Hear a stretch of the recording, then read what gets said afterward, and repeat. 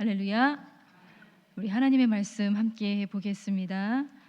요한복음 14장 15절에서 21절까지의 말씀입니다. 요한복음 14장 15절에서 21절까지의 말씀입니다.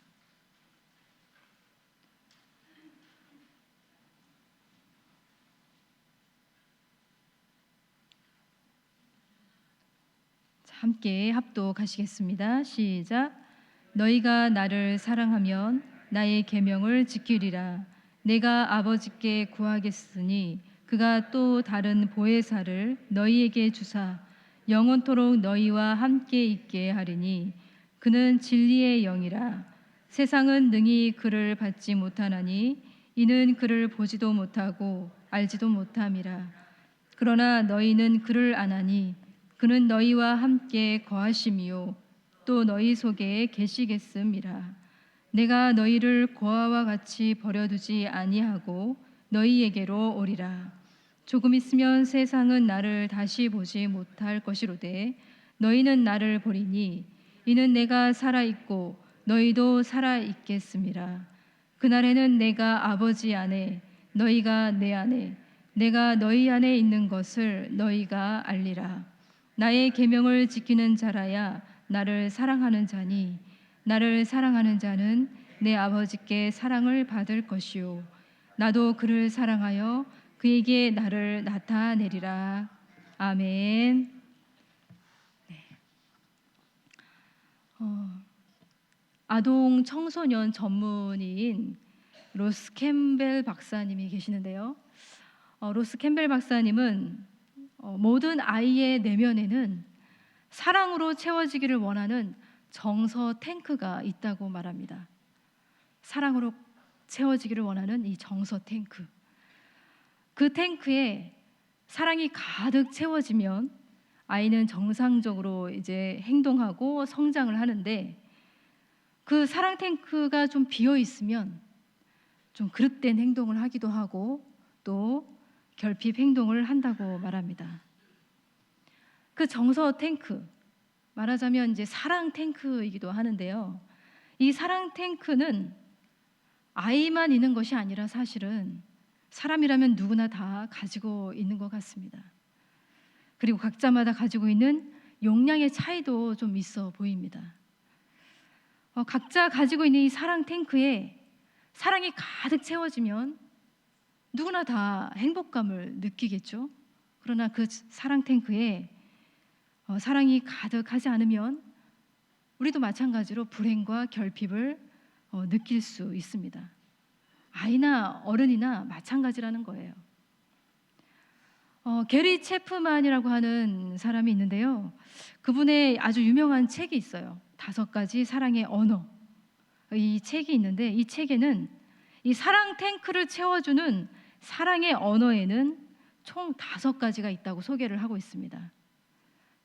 인정하는 말, 그리고 함께하는 시간, 선물, 봉사, 스킨십. 다시 한번 말씀드릴게요. 인정하는 말, 그리고 함께하는 시간, 선물, 봉사, 스킨십. 이 5가지가 이제 사랑의 언어, 이 사랑 탱크를 채워주는 사랑의 언어라고 소개를 하고 있는 거예요. 이 책에는 각자 추구하는 이 사랑의 언어, 특별히 제1 언어가 무엇인지 각자마다 이제 발견할 수 있는 그 테스트지가 있는데요. 자신의 언어가 만약에 인정이라고 한다면 2번, 3번, 4번, 4번이 다 채워져도 1번이 채워지지 않으면 결핍을 느낄 수 있다고 합니다. 그래서 저도 한번 테스트를 해보았습니다. 아주 가까운 지인과 함께 테스트를 해보았습니다. 그 지인이 누구인지는 여러분들에게 말씀드리지는 않겠지만 했는데요. 굉장히 놀라운 건 이상하게 할 때마다 조금씩 달라지더라고요. 처음에는 함께하는 시간이 나왔다가 그 다음에는 또 봉사가 나왔다가 또 그 다음엔 또 선물이 나오더라고요. 근데 문제는 이 하고 나서가 문제였어요. 서로에게 요구하기 시작했습니다. 지금 방금 전에 테스트를 했는데 1번이 선물이 나왔다. 어떻게 해주겠느냐? 자, 그리고 상대방도 그렇게 말합니다. 1번이 인정이 나왔으니까 인정을 해달라. 상대에게 어떻게 해줄 것인가, 이것을 생각하기보다는 어떻게 해주기를 바라는 마음만 가득하더라고요. 이 책의 마지막 결론은 사랑은 죽을 때까지 노력하는 것이다 라는 멘트였습니다. 사랑은 죽을 때까지 노력하는 것이다. 맞는 말이죠. 그러나 우리는 알고 있습니다. 우리가 죽도록 죽을 때까지 노력을 해도 사랑으로, 또 사람의 노력으로 우리의 사랑 탱크는 완벽하게 채워지지 않는다는 것을 우리는 알고 있습니다. 사람으로 채워지기보다는, 그 마음이 사랑으로 채워지기보다는 다른 것으로 채워지기를 우리는 기대해야 할 것입니다. 사랑으로 채워지기를 바라는 마음을 포기하지 않는다면 우리는 끝까지, 죽을 때까지 결핍과 불행을 느끼게 될 것입니다. 주님을 만나기 전에 사마리아 여인이 그랬던 것처럼 말입니다. 우리가 주님을 만나고 알게 된 놀라운 사실이 있는데, 바로 우리 하나님이 이미 이 5가지 이상의 사랑의 언어를 우리에게 완벽하게 채워주셨다는 사실이에요. 하나님은 우리에게 끊임없이 너는 내 딸이다, 너는 내 아들이다, 그렇게 인정해 주시면서 다가오시는 사랑으로 우리를 받아주고 계십니다. 임마누엘로 항상 함께 하시는 사랑으로 늘 동행하고 계십니다. 말로 다 할 수 없는 매일의 선물, 영원한 생명의 선물을 우리에게 끊임없이 주시는 그 사랑으로 우리에게 찾아와 주십니다. 십자가로 늘 섬기시는 우리 하나님의 사랑, 그 보혈의 은혜로 우리를 늘 어루만져 주시는 사랑으로 우리 하나님은 이미 우리의 사랑 탱크를 가득하게 채워주셨습니다.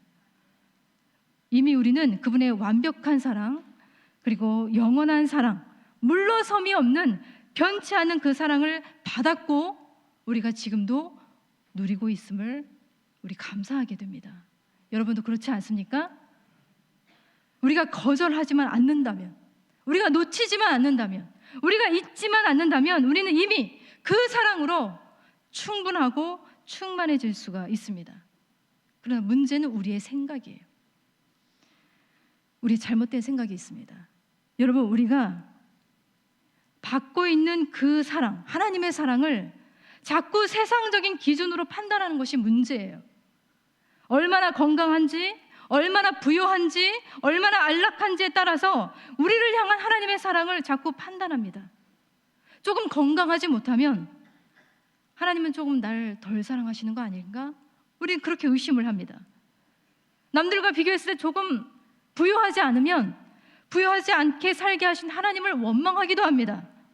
만약에 그러한 기준으로 우리가 하나님의 사랑을 판단한다면 아마도 우리는 믿음의 반열에 있는 모든 사람, 특별히 사도 바울과 같은 사람은 하나님이 미워하다 못해 증오한 사람이라고 생각할 수 있게 될 것입니다.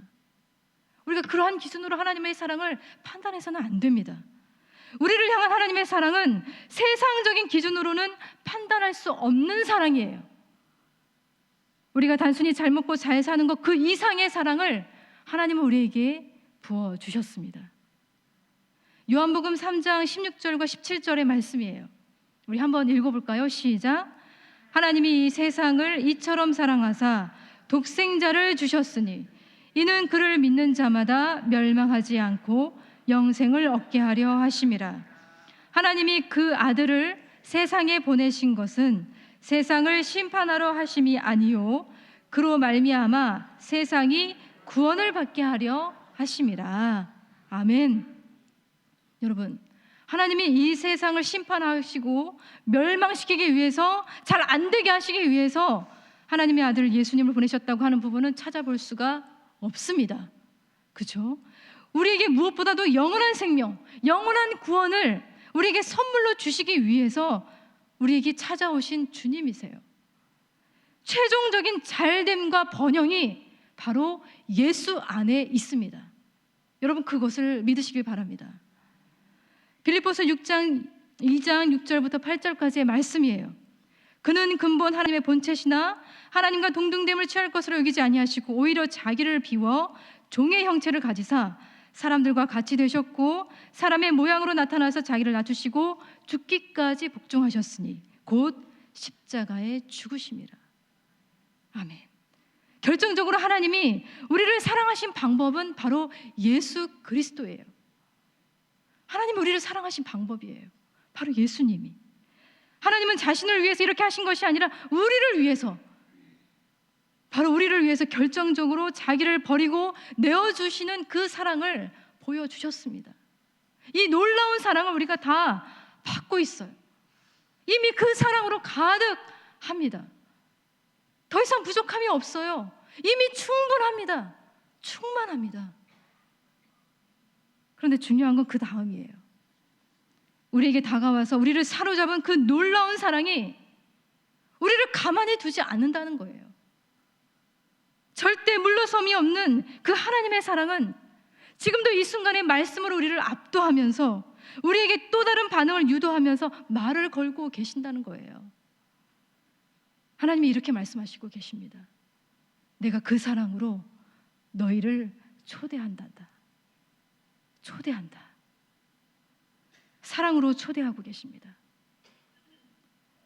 하나님의 사랑은 과거의 어떠한 사건으로 끝나는 것이 아니라 지금도 계속해서 일어나는 사랑의 사건으로 우리를 끊임없이 초대하고 계신다는 사실이에요. 제랄드 메이가 이 사랑의 초대를 이렇게 표현했습니다. 사랑의 초대란 의식적이고 열정적으로 살아있다는 것을 의미합니다. 즉 사랑 안에 참여하는 것을 의미합니다. 사랑 안에서 사랑과 더불어 사랑의 일부가 되어 살아가는 것이 바로 사랑의 초대입니다 라고 그는 말합니다. 그러니까 사랑에 참여하는 것이 바로 사랑에 초대받은 사람이 해야 되는 행동이라는 거예요. 사랑에 참여하는 것. 오늘 말씀은 이 사랑의 초대를 이렇게 표현하고 있습니다. 15절의 말씀을 보십시오. 너희가 나를 사랑하면 나의 계명을 지키리라 라고 되어 있습니다. 그렇죠? 자, 21절의 말씀엔 또 이렇게 되어 있습니다. 상반부 말씀인데요. 나의 계명을 지키는 자라야 나를 사랑하는 자니라고 되어 있어요.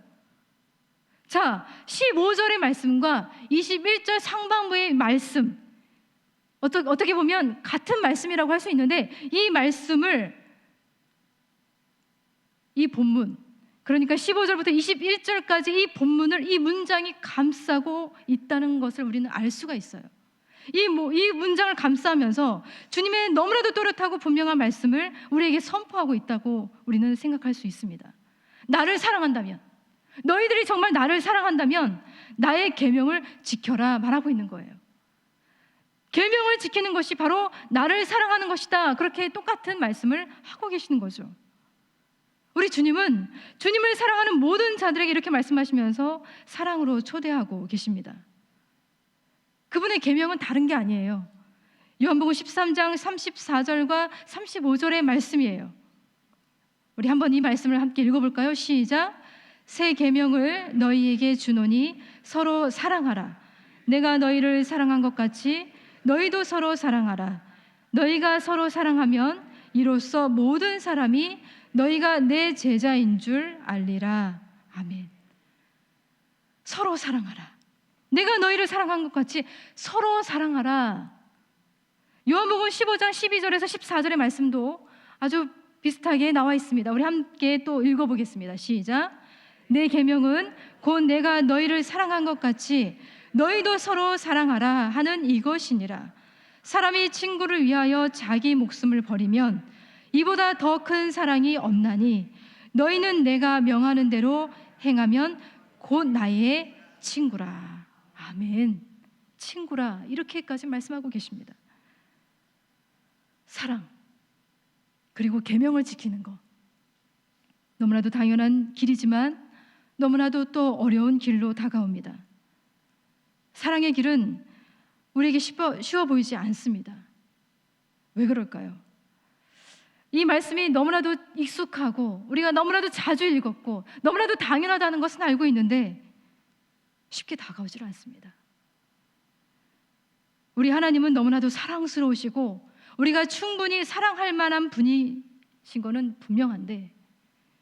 문제는 사람이죠. 사람은 그다지 사랑스럽지 않습니다. 사랑받을 만한 모습이 아닌 경우도 있습니다. 사람은 조금 거슬립니다. 유난히 거슬리고 불편한 사람들이 우리에게도 있습니다. 그냥 조금 싫은 사람도 있고요. 체질적으로 맞지 않는 사람도 가끔씩 있습니다.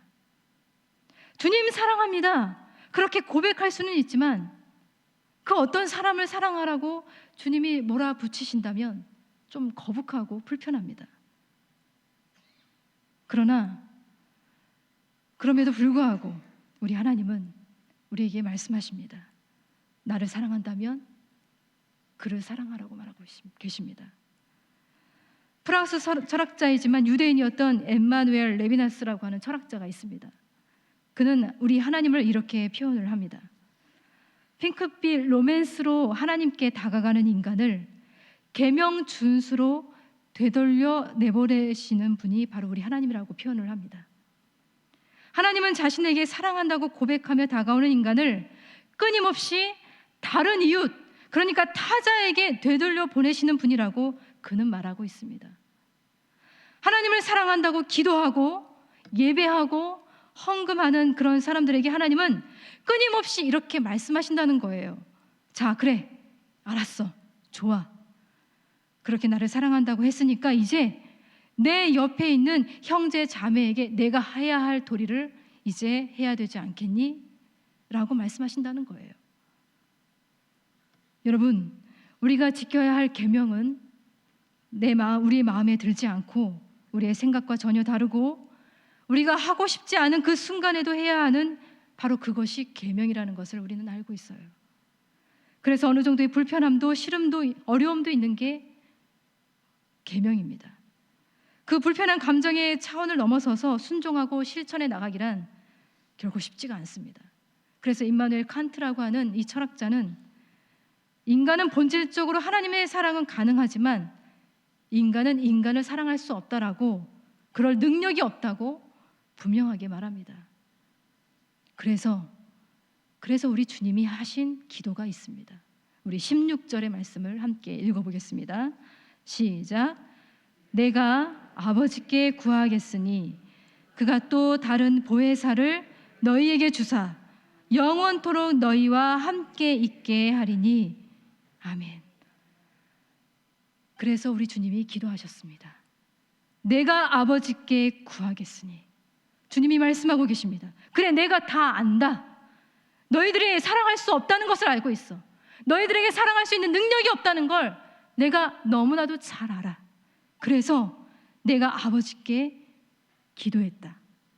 너희들을 도울 수 있는 또 다른 보혜사, 너희들을 고아처럼 버려두지 않고 영원토록 함께 있어주는 그 보혜사를 보내달라고 아버지께 기도했다. 그렇게 우리 주님이 말씀하고 계시는 거예요. 여러분, 첫 번째 보혜사는 우리 예수님이시죠. 예수님 말씀하고 계시는 그 또 다른 보혜사가 누구십니까? 바로 성령님이십니다. 성령님이세요. 우리 성령님이 어떤 분이신지 17절의 말씀은 분명히 말씀하고 있습니다. 우리 함께 17절 함께 읽어보겠습니다. 시작. 그는 진리의 영이라 세상은 능히 그를 받지 못하나니 이는 그를 보지도 못하고 알지도 못함이라. 그러나 너희는 그를 아나니 그는 너희와 함께 거하심이요 또 너희 속에 계시겠음이라. 아멘. 여러분, 성령님을 이 세상은 받아들이거나 인지하지 못합니다. 그러나 그 성령님은 우리와 함께 거하시고 우리 속에 거하시는, 그러니까 우리의 가장 깊고 은밀한 곳에 깊숙이 거하셔서 우리에게 모든 것을 가르쳐 주시고 무엇보다도 참된 진리를 가르쳐 주시고 참된 생명의 길, 그리고 사랑의 길로 인도해 주시는 바로 그분이라고 말씀하고 계십니다. 우리 성령님은 하나님께 속한 것이 무엇인지, 하나님을 기쁘게 해드리는 것이 무엇인지, 예수께 속한 것이 무엇인지 알려주시는 참 진리의 영이십니다. 여러분, 우리는 사랑할 수 없어요. 그러나 성령으로 사랑할 수 있습니다. 저를 한번 따라해 보시겠습니까? 우리는 성령으로 사랑할 수 있습니다. 나는 성령으로 사랑할 수 있습니다. 여러분, 우리는 성령으로 사랑할 수 있습니다. 성령이 그렇게 우리를 도와주실 것입니다. 계명은 우리를 몰아붙이지만 성령은 우리로 가능하게 하십니다. 더 이상 못한다고, 안 된다고, 감당할 수 없다고 변명하거나 핑계댈 수 없습니다.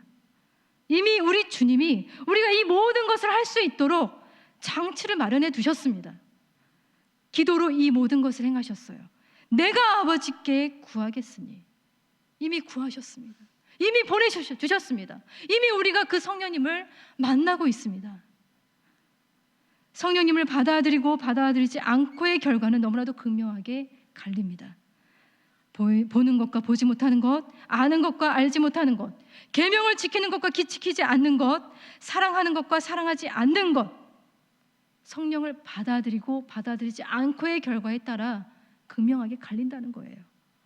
예수를 믿는 우리가 여전히 보지 못하고 알지 못하고 계명을 지키지 않고 사랑하지 않고 있다면 우리 안에 사랑 탱크가 부족한 게 아니라 우리 안에 성령 탱크가 성령님으로 충만하지 않기 때문에 그런 것입니다. 성령님으로 충만하지 않기 때문에, 성령을 소멸시켰기 때문에 우리가 사랑의 능력으로 행하지 못하고 있는 것입니다. 그렇기 때문에 우리는 우리 안에 성령 탱크를 성령으로 가득 채워주시도록 우리는 간절히 기도해야 할 사명을 가지고 있습니다. 21절의 마지막 말씀이 굉장히 놀랍게 다가옵니다. 우리 다시 한번 21절의 말씀을 읽어보겠습니다. 시작. 나의 계명을 지키는 자라야 나를 사랑하는 자니 나를 사랑하는 자는 내 아버지께 사랑을 받을 것이요 나도 그를 사랑하여 그에게 나를 나타내리라. 아멘. 나도 그를 사랑하여 그에게 나를 나타내리라. 이 나타내리라고 하는 이 단어가 가지고 있는 굉장히 신비스러운 측면이 있습니다. 그에게 나를 나타내리라. 우리가 성령으로 깊이 기도하는 순간에 우리 각자 한 사람 한 사람이 주님의 찾아오심을 느끼고 알게 되죠. 성령으로 안다는 거예요. 성령으로 우리 주님이 우리 가운데 임재하시는 그 순간을 우리가 발견하게 된다는 그 말씀을 하고 계시는 것입니다. 성령으로 기꺼이 사랑하고 봉사하고 헌신하면 그에게 나를 나타내리라. 주님이 우리 안에 계시고 우리가 주님 안에 있음을 성령의 은혜로 알아차리는 그 신비의 경험을 하게 된다고 우리 주님이 말씀하고 계시는 것입니다. 그래서 20절의 말씀에 이렇게 되어 있는 거예요. 그날에는 내가 아버지 안에 너희가 내 안에 내가 너희 안에 있는 것을 너희가 알리라. 이렇게 말씀하고 있는 것입니다. 여러분, 우리의 사랑 탱크는 사람으로도 미디어로도 어떤 프로그램으로도 채워질 수 있는 것이 아니라 오직 10,000가지 언어로 채워주시는 하나님으로만 충만하게 채워질 수 있음을 우리는 믿고 있습니다. 이미 우리는 주님의 사랑을 충분히 받았습니다. 중요한 건 이 사랑을 계속해서 확인하고 누릴 수 있도록 사랑 탱크가 아니라 성령 탱크에 성령으로 가득 채워져야 함을 기억하시길 바랍니다. 우리 주님께 기도했으면 좋겠어요. 보혜사 성령님으로 우리를 가득 채워주시옵소서. 성령으로 기도하게 하여 주시옵소서. 성령으로 우리 주변에 있는 많은 사람들에게 하나님의 사랑의 어떠함을 보여줄 수 있도록 성령의 능력, 사랑의 능력으로 다가가게 하여 주시옵소서. 그렇게 우리는 우리 이 시간에 주님 앞에 간절히 기도하며 나아갔으면 좋겠습니다. 이 시간에 함께 기도하겠습니다. 우리는 하나님의 그 놀라운 사랑을, 그 완벽한 사랑을 이미 받아 누리고 있습니다. 이런 우리들에게 주님은 이 순간에도 말씀하고 계십니다. 너희가 나를 사랑한다면 나의 계명을 지키라. 이 시간 우리에게 성령을 부어주시옵기를 우리 간구했으면 좋겠습니다. 우리 성령님을 우리에게 부어주시옵소서. 우리를 고아처럼 버려두지 마시고 우리와 늘 함께 하시고 우리 속에 계시고 참된 진리로 사랑의 능력으로 우리를 붙들어 주시고 행동하게 하시는 그 성령의 능력이 우리 가운데 충만하게 임하여 주시옵기를 간구했으면 좋겠습니다. 잠들었던 우리의 사랑의 세포가 깨어 일어나서 성령으로 우리 형제 자매를, 우리 이웃을 섬기고 사랑할 수 있게 하여 주시옵소서. 사랑할 만한 사람을 사랑하는 것이 아니라 사랑스럽지 못한 사람도 사랑할 수 있도록 성령으로 사랑할 수 있게 해달라고 간절히 기도합시다. 나도 그를 사랑하여 그에게 나를 나타내리라 말씀하신 주님이십니다. 주님께서 이 시간 성령으로 기도하는 우리 모두에게 나타나 주시고 주님의 임재를 충만하게 누릴 수 있는 그러한 기도회로, 성령의 인도함을 받을 수 있는 기도회로 인도해달라고 간절히 기도하겠습니다.